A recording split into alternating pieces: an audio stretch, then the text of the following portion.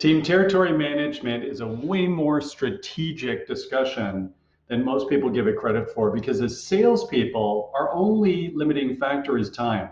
So we have to figure out how do we become most productive with the time we've got. So as we develop our territory game plan for the next period, think of things in these terms.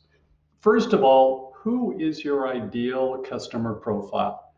Size, scale, business problem we solve for, industry, region, vertical market.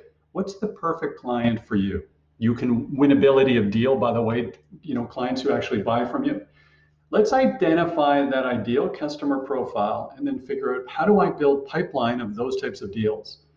The obvious place to start is your existing customer base if you have other products and services that you can sell to them to help them achieve desired outcomes.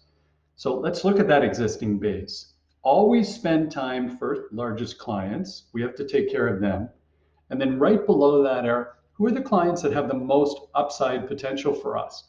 Might be large entities that do a little bit of business with us today, but could be doing a lot of business with us. Spend your time there to build pipeline, qualified pipeline, based on the ideal customer profile.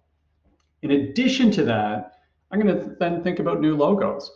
Folks who have never done business with us before, but I'm not just going to react or spray and pray.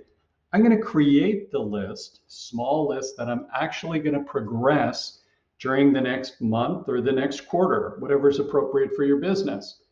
So I've got this list, which is my territory game plan, where I say I'm going to initiate contact with these current clients, the largest and the most upside potential, and I'm going to initiate contact with this target list of new logos.